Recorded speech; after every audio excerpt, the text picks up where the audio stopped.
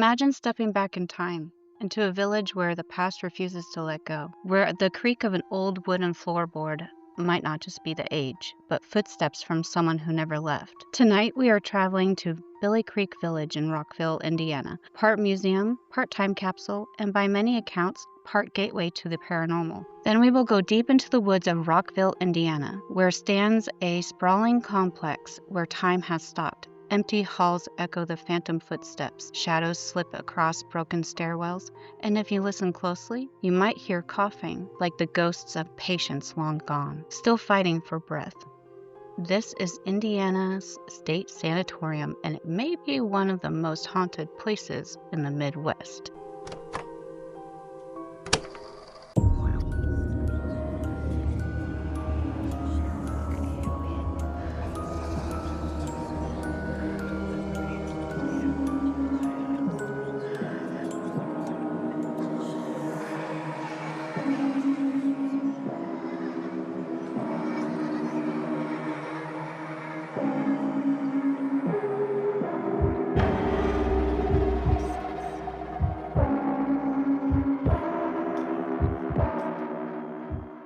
Welcome to Ghost Tracks Podcast. We're your hosts, Tina And Molly. And in this episode, we're going to be smushing two stories into one. We'll explore the history and hauntings of Billie Creek Village, a place where Civil War history, covered bridges, and ghostly legends come together. And then we're going to be diving into Indiana State Sanitorium, both places we will be investigating next week. Well, technically this week. Technically, yeah.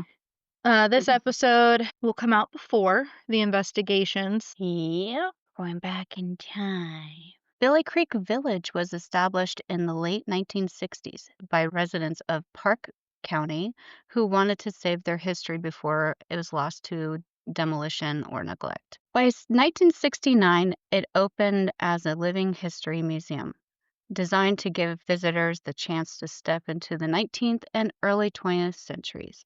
Over time, 38 historic structures were relocated from around Parke County and nearby areas. The relocation process was a massive effort, carefully dismantling, moving, and rebuilding structures so their history would not be erased. You know, there's a lot of Civil War connections when it comes to these buildings from Billie Creek Village.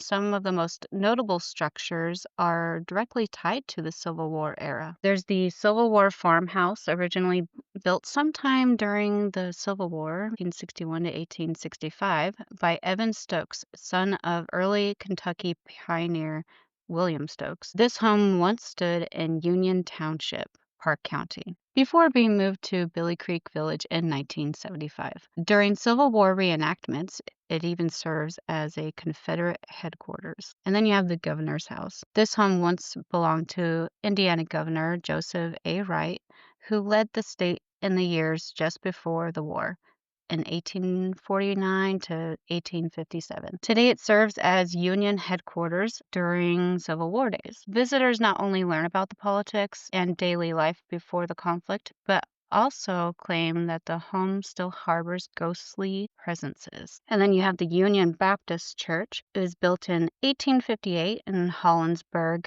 Indiana. This church was relocated to Billie Creek in 1981. While not directly tied to the battles, Free Will Baptist churches like it often supported abolition and in some cases the Underground Railroad.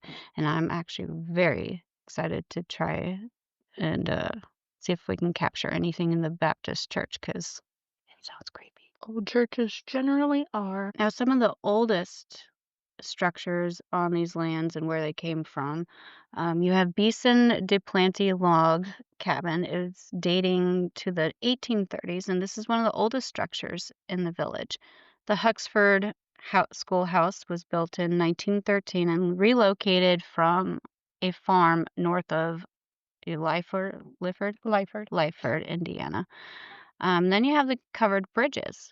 Billie Creek Covered Bridge was built in 1895 by Joseph J. Daniels. You have the Leatherwood Station Bridge built in 1899, relocated in 1981. And Beeson Covered Bridge was built in 1906, later moved to the village.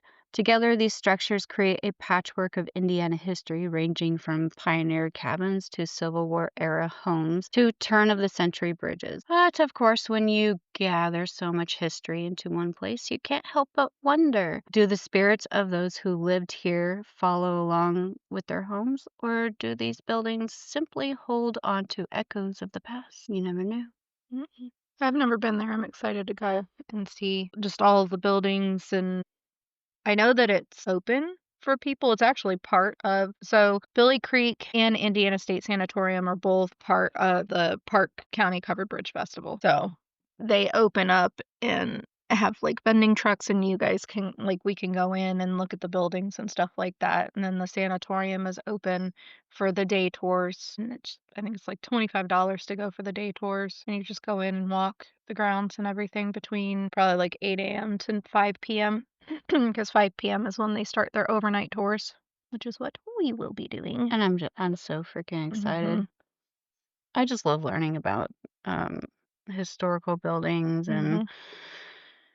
Just being able to see them. We yeah. really need to go out to I don't remember what it's called off the top of my head right now, but that village that's out, it's over by IKEA, up north by in like Carmel or whatever. To like a ghost town. Mm-mm. Nope, they're all reenactors and they are working with like the original tools to the time, and they have apothecaries open and all of that. But you walk through the village and everyone that's in there that works there is dressed in period clothing. Oh my god. And they have to speak the way that they spoke back then, and they show you. It's really cool. That sounds Yeah. fun. I love I that stuff. no, I really liked going there. It was a lot of fun. It was very interesting, a lot of history that you got to learn about. So, And that's what I love. I love trying to take myself back in time to how things were back in mhm. those decades. All right. So, some paranormal hotspots in these buildings, the general store specifically, they report apparitions of people stocking shelves, shadow figures, disembodied voices, lights flickering on and off, and guests often feel like they're being watched from the corners. And if it's spirits that are like stuck in time and they're just going about their daily lives and they're still stocking the shelves, or are they imprints is what I'm wondering. Like a residual haunting versus Yeah. a Or what if our timelines, what if they're like all stacked on top of mhm, each other, but they're occurring at the same time? mhm. So it's like, what if some of this going off on a tangent, but what if some of these spirits are from the future, from the past? Oh, coinciding at the same time. So that's what interests me more about doing investigations is just seeing what we capture. And all right, the schoolhouse. There is a spirit of a child that is said to linger. EVPs are captured of a young voice, apparitions photographed in doorways, and they also hear an unnerving yoo-hoo echoed. Maybe they just want YooHoo. Did they ever think of that? What if we just go in there and we're like, yoo-hoo? Well, here's the thing. It was like the 1960s when this was all done. They had YooHoo then. Maybe the bitch is just thirsty. Mhm. A I ghost love is just yoo-hoo. hankering for some chalky milk. I love yoo-hoo, honestly. I'm lactose intolerant, so I do no such thing. I don't know that there's milk in it because it doesn't need to be refrigerated.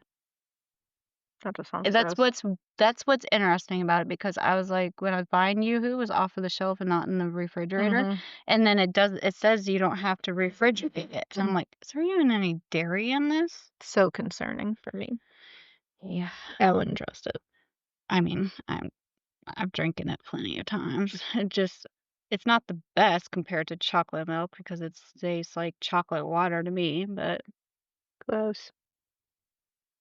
all right. And then you have the Union Baptist Church. It's associated with dark encounters, legends of black-eyed demon or entities up in the rafters. Negative feelings are reported by investigators, but you know, obviously, if there's a black-eyed demon that's hanging out in the rafters, of course it's going to feel a little I'd yucky be in there. besties with it. That's what I'm saying. It's I'd be like like, they take it kind of home. It's my pet. wow. This is Jeff. This Jeff, I don't want to take Jeff home. Jeff needs to stay in his In own his rafters. in his rafters. You know, he likes to hang out up. Maybe he's like a cat. A raccoon. They like to climb. a raccoon ghost. Mhm. Um, and the covered bridges, I was really thinking like we're gonna need a lot of equipment. Um, because with the covered bridges, they're also experiencing footsteps echoing through the tunnel-like structures. And I'm just wondering if, so maybe like one of us down on one end and the other one's walking, like maybe the echo reaches later, like after you stop. Maybe. So then you hear voices and whispers in the wind. Many investigators believe that the bridges act as conduits between worlds. I could see that. It's like a liminal space. It reminded me of that show that you were talking about, Outlander. Mhm. Was it was rocks, right, that you Mhm. said that she walked between? Yep. Mm. Well, it's one rock. She touched it and she fell Oh, through. okay. It took her back in time. Okay. Maybe I was thinking of Stonehenge because they talk about how if you walk between the rocks, it can be like you can be transported to another. I'd try it. I would too. Take me with you. I'd be jumping inside the Come here, fairy Jamie. rings. Come here, Jamie. Like, take me. And Let's then, be real, though. I'd be buried dead if I were to be taken back to that point. girl, I read My you. mouth. So, I don't know. Claire does fine, but no, I'd have a hard time too with that. But speaking of like take me away, but I read it yesterday that they think that there's a spaceship heading to us and it should be here by November. All I could think of to say was about time. no.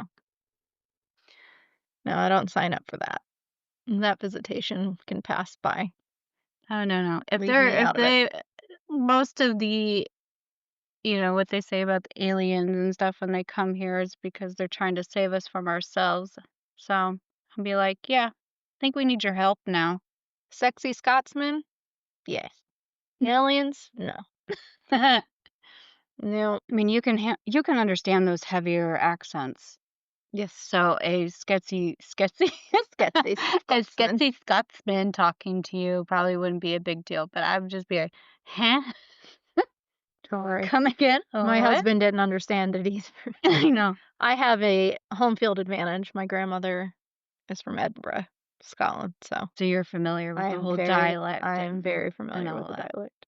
As long as I can pick out a couple words here and there, I can piece it together. Yeah, but there's a lot of slang, Exactly. so you'd be piecing not a lot together.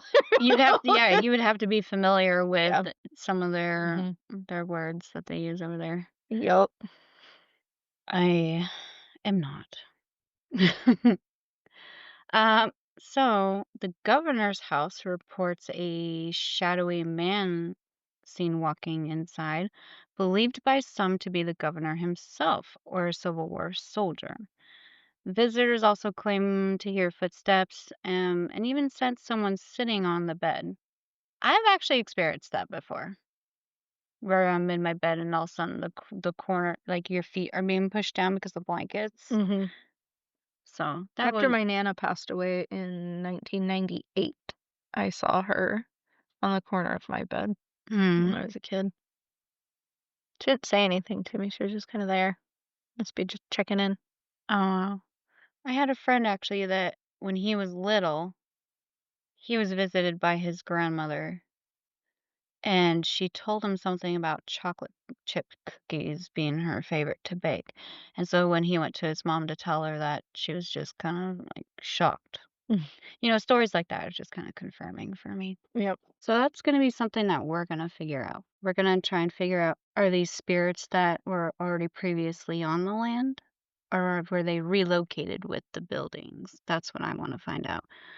And it's not just the buildings too, as far as I understand. They have like actual artifacts from Mm. like the beds and maybe tools. I don't know. These two investigations are really exciting for me because I've not been to either place. I don't think I've ever even stepped foot into Parke County as a whole. So, um, the whole area is going to be brand new. Like Hannah House, I've been there, on multiple occasions. So it was cool to do the overnight, but I was familiar with it and I'd already had an experience there. But for these two, I have no idea what. we're walking into, really.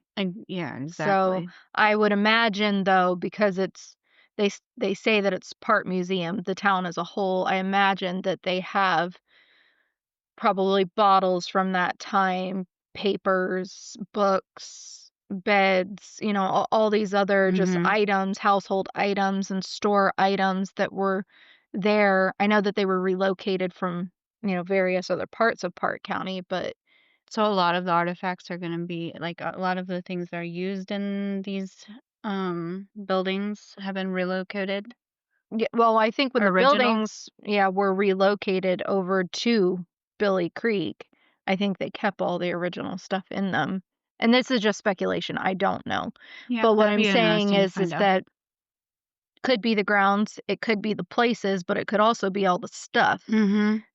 that is holding on to that energy, because things can be Yeah, haunted just as I had a well haunted as, vanity. yeah, just as well as places can be, and same thing with people. People can be just as haunted as inanimate objects and Mhm. in spaces. So, Yeah, so if it feels like everywhere you go is haunted, maybe it's you. yeah. So it just, I don't know. Yep. And then, it could also be the Civil War trauma that still lingers with them A too. lot of Like death. there's a lot of death that happened around those homes, because it was tied to divided loyalties between the North and the Confederates and the South. Union. Hmm. Yeah. Um, so we look forward to finding out if we get any intelligent hauntings, child voices, dark presences, Actual responses to actual responses. questions asked. Exactly. So, You know, I find that those are a little bit more unique. hmm, And we get that it takes time. Ghosts aren't there to perform for us, but right. I'm excited. I don't remember what the time frame is for Billy Creek, but I know that like the Indiana State Sanatorium, we have the option to be there from 5 p.m. to noon the next day. So it's not mm, like, just like a 6 to 8 hour overnight kind of a thing. We've got it for quite a bit of time. so we can really take our Yeah. time. I love that. So, 'Cause I always go in there and I'm like, we just want to get to know your story from you. yeah. So we'll see what we get. Well, Billie Creek Village was built to preserve history, but in doing so, it may have preserved something else, the voices, memories, and perhaps even the spirits of those who came before us. And that's it for this part of Billie Creek Village. We went on a journey through history, hauntings of Billie Creek. And if you ever visit and you find yourself in the quaint village full of 19th century charm, you might too experience something. But if you linger too long in the shadows, you might find the past watching back. All right. And now we're going to step into the shadows of history, into a place once filled with sickness, suffering, healing, and now silence. Welcome to the Indiana State Sanatorium in Rockville, Indiana. This property stretches across 200 acres in west central Indiana, with a main hospital building that is more than 120,000 square feet. This is a We're getting our steps in. big building. And so that's just the main building, but then there's all the other buildings on the site as well. What do we have access to? All of it. There's access to all of it. There's a map I'll show you later, but I'm yeah. glad that we're not going along because we're also going with another team. And Yes. so if we don't catch anything, they might catch Yep. something, and we're going to be having them on in the future. Yes. So we are visiting these two places with IPSI again. They're very quickly becoming our little ghost hunting besties. Hmm. They went with us to the Hannah House, and they'll be with us at Billy Creek and ISS as well. And then, yeah, we're going to do an episode or two or three, depending on what we get. We can do what we want. Yeah, this We is can our have on show. who we want. We can do what we want. This is our rodeo. Yeah. This is our circus. Those are our clowns. Sorry, Doug. I was like, I need to do that. No. And Curtis and Carol and Thomas and everyone else. You know what? um, but yeah, they'll be on in the future to kind of go over our findings and any evidence that we caught. I know that they did get several things, and I know all of us have been super, super busy, since Hannah House, even before Hannah Yeah. House. Like, I haven't even had time to go through our recordings yet, Mhm. and I know that they've only gone through a very small portion of what they caught Yeah. from Hannah House, but they did get a couple of things, so we're excited to have them Mhm. on in the future. Hopefully, maybe we'll just do, like, a whole month long of IPSI and Ghost Tracks podcast, like a whole extravaganza We where might we have can just to. break it all down. Be cool to also play what we found Mhm. because 'cause I've only watched one of the videos that I did, and it's Yeah. pretty interesting. Yep. So we've got lots coming. Indiana State Sanatorium, will go back to the beginning. In 1908, construction began on what was then the Indiana State Tuberculosis Hospital. And over time, it would simply become Indiana State Sanatorium. The doors opened around 1911, and it served as the main TB hospital for Indiana until 1968. And honestly, I don't know why it didn't, like, click with me. I didn't realize that we were almost into the 1970s before TB wards were kind of, like, no longer needed.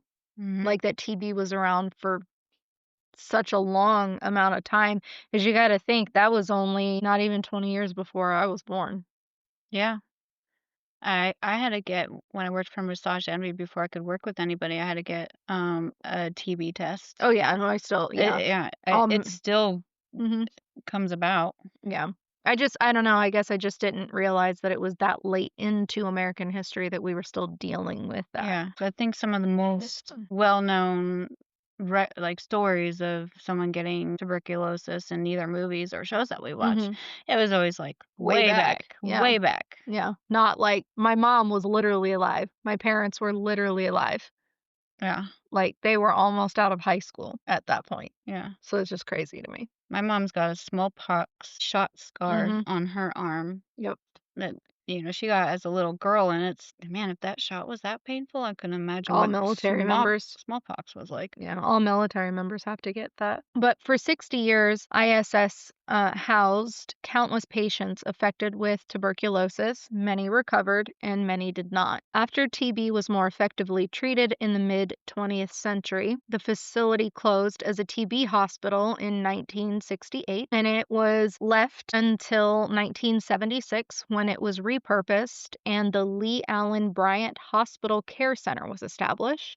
That's a mouthful. I know. Like, you couldn't have come up with a shorter name. My goodness. But it functioned as both a nursing home and a private mental hospital, which is so concerning. Either one of those facilities standing alone is concerning, and then you double that up. That's I mean, were these like memory care nursing? no. I don't. No, this is just a nursing home. So back in those days, it was, we don't want to deal with grandma, can't deal with grandma, we're putting her in a That's so home. sad. She's got rambling issues, she can't remember, we're sticking her in there. Private mental hospital back then, you have these things, Mm. you're just crazy, we're just going to stick you in there because we don't understand it. And a Some lot of it was just mhm. disability. Mental Yeah. disabilities like autism or Down syndrome or any of those things, they just put them in a home. I think all that has come a long way.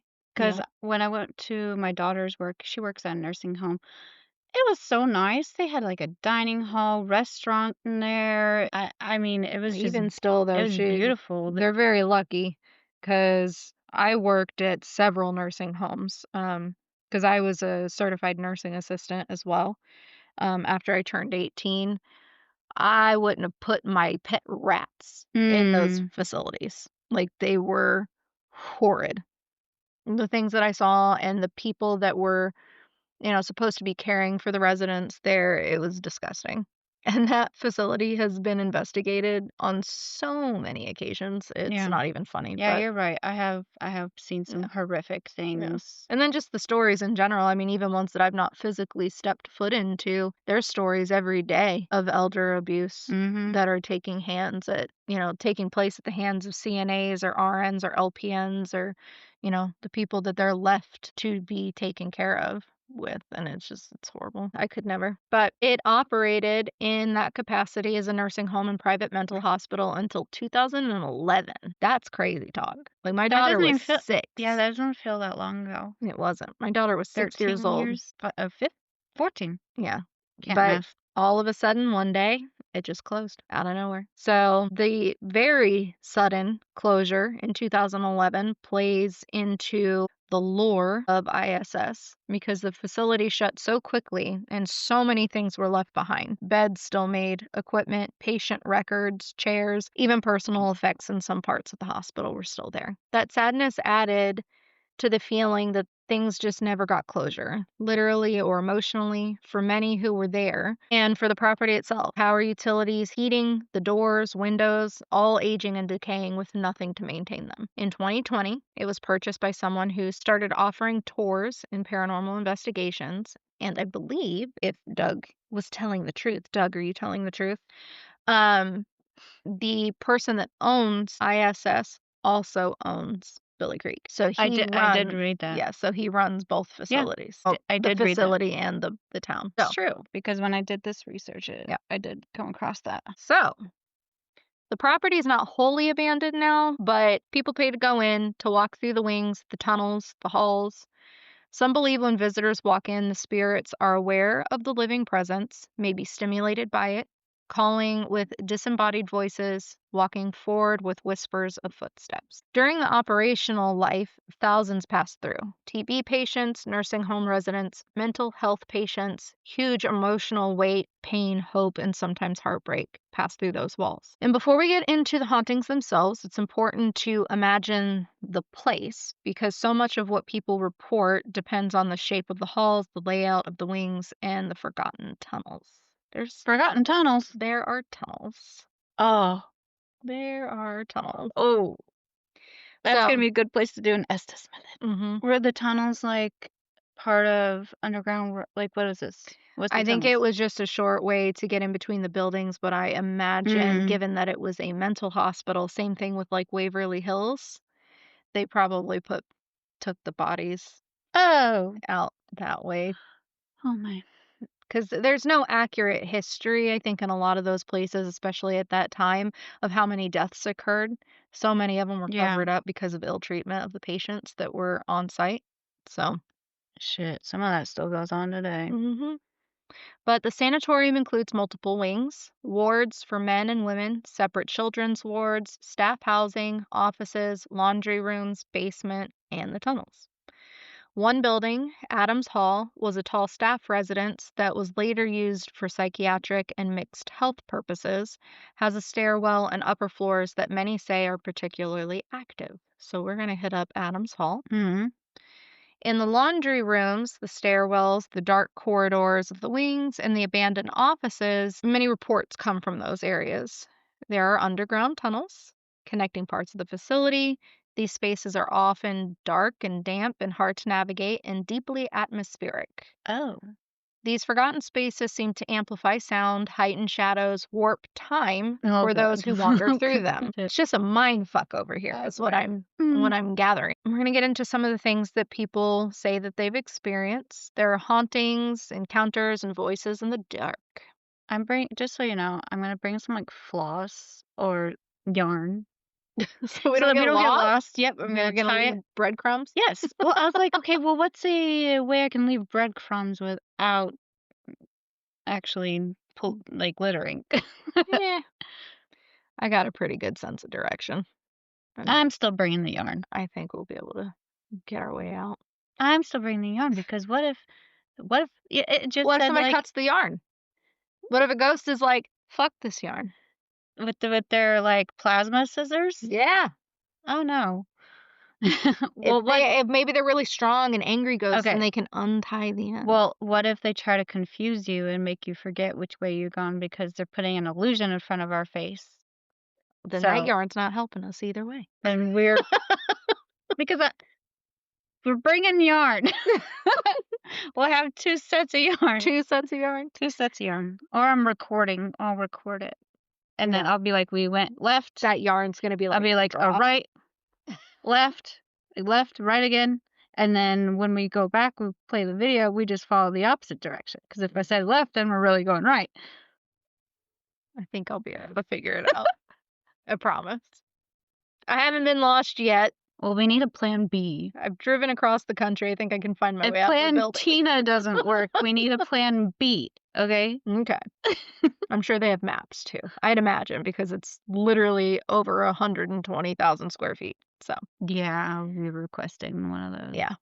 So there's disembodied voices, sounds of breathing, coughing, and wheezing. A core part of all of the stories. There's disembodied male and female voices that echo in the halls. Sometimes these voices are clear, often they're faint, scratched, overlapping with ambient noise or creaks. Particularly chilling are the sounds attributed to the TB sufferers, which would include coughing and wheezing. In the wings that once housed the TB patients, people report hearing coughs in rooms long emptied or feeling the presence of someone struggling for breath. It's as if these walls themselves remember. And I imagine, too, a lot of people have like physical reactions to those things. Like you get heavy Hmm. chested going into certain spaces. I imagine that's probably one of the spaces If you get that tickle in your throat that you that wanna you start can't, coughing, that like, you can't maybe catch your you breath. start experience what Yeah. happened in there. So, in Adams Hall, there are stairwells that are often cited in reports of phantom footsteps. Investigators or visitors walking through will hear steps climbing or descending,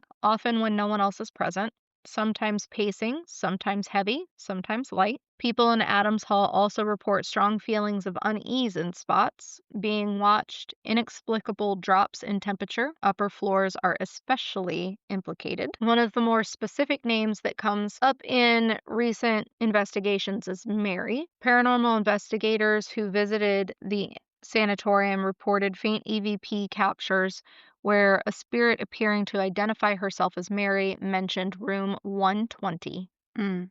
This spirit reportedly expressed frustration, confusion, perhaps longing.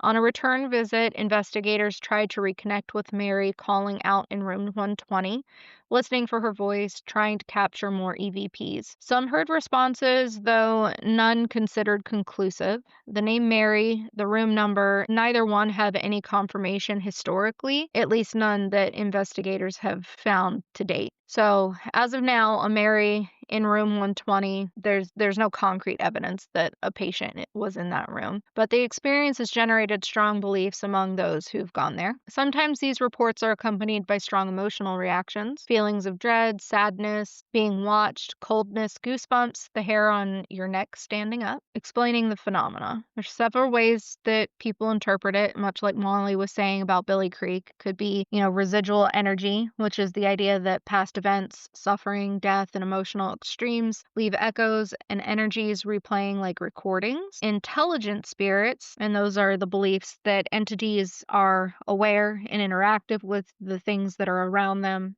such as this spirit called Mary, that, they are They come and go. yeah, that they're responding Yeah. to communication efforts. There's environmental influence, so the architecture of these buildings. There's long corridors, creaky floors, old plumbing, air moving through broken Yep. windows. Well, that's actually what was going through my head was I wonder what the EMF readings are on these places that people are feeling unease. Because if the old wirings or anything like like Hmm. copper wiring, copper plumbing, all of that emits EMF, Well, and here's the kicker. EMF makes you feel uneasy and nauseous. Here's the kicker. What? There's no electricity here. Even if there's no electricity, just the copper itself emits EMF. All of those things, though, regarding the architecture of the building can create echo sounds, drafts that feel like touches happening, and then obviously temperature drops. Psychological suggestions is when a place is known to be haunted. People expect to feel those experiences. So is our mind then creating those experiences? Filling in the gaps. Yes. Yeah, that's interesting. This place is gonna be pitch black, but dark. We're gonna be in the dark. Yeah. Dark, dark. We're gonna have all the flashlights and batteries. And yeah, we'll need some night vision. Won't have time to get that for sure. But The little camera that you got, the body one, does it do night vision though? well, yeah, but we're not gonna be able to see. I mean, it's gonna be clipped to us. We won't have any light to see other than our flashlight. Okay. I gotta play this out in my head. Beyond Mary, and there's a supposed laundry wing lady. I love that they call her the laundry wing lady. There are additional unconfirmed, quote unquote, and less defined entities, which include shadow figures, Obviously the cold spots, and then just the feelings of being watched, pressure in your chest, shadow figures. I've seen shadow figures plenty over the years. So here it's just Mhm. like moving across doorways is a big thing, going in between rooms, and then just the out The of your periphery. in-betweens. So imagine this. You arrive just after dusk. There's cool, the sky is dimming. You approach through overgrown brush, trees creaking overhead. There's a long drive lined by abandoned structures, staff housing, small bungalows, and then the main hospital is looming in front of you. You enter the main hospital building. The doors creak. The inside smells of old wood, mildew, and rust. Corridors fork off, lights long broken. In one wing, you walk across tile floors scuffed by decades of foot traffic, and in another, descend a staircase in Adams Hall, hearing what you think is someone upstairs. Footsteps, light, and then silence. You cross through old laundry rooms. Machines long dead stand still. Some claim they've seen a shape of a woman just beyond their vision, heard the squeak of a door, a whisper, a voice saying, perhaps, room 120. You stop in room 120. It's empty, a hushed place. The air is colder there. And someone asks, Mary, are you here? A recorder picks up a breath, a whisper, maybe the word yes, or help. Heart racing, you try to shake off the mood and move on, but something feels off. You might find yourself compelled to retrace steps, returning to hallways you think you saw movement in, shadows in the corner, whispers you can't repeat clearly. And above all else, sadness, a sense of lives lived here and of many who were never left in memory. What's true is, those buildings stand still, weathered but imposing. They hold stories in the walls, in abandoned furniture, in broken windows, in dust. And for many, that's enough. Enough to believe that there's something more than just ruin. Thank you for joining us for another episode of Ghost Tracks Podcast. Make sure to follow us on any of our socials, TikTok, Facebook, and Instagram. We do intend on going live on TikTok during our investigations, as well as Friday nights beginning at 8 p.m. Eastern Standard Time. So make sure to come hang out with us there. Share us with other creepy people. It's spooky season, so share the spook with someone you know and give them something new to listen to. You know, I was thinking, Hmm. if we're gonna be separate at some points, it would be kind of cool if we could be live at the same time. Mhm. So, like, I could join the Yeah, Ghost Tracks live from my phone. yeah. Then we just download the live, Yeah. and all that footage is there. That way they can still see what's going on in other areas. Yeah, hmm yeah. I don't know what reception is like out there. That's our Oh only my issue. God. Good point. So while we are going to make our best effort to go live there, there's not a guarantee that I can do it at this facility for that reason. If we don't have reception, there's just not a chance at being live. So No. we'll do our best there. If you have an experience of your own at either Indiana State Sanatorium or Billie Creek or any other haunted hospital or abandoned village that's standing still in time, you can email that over to ghosttrackspodcast@gmail.com. Until next time, stay creepy. Bye. Bye.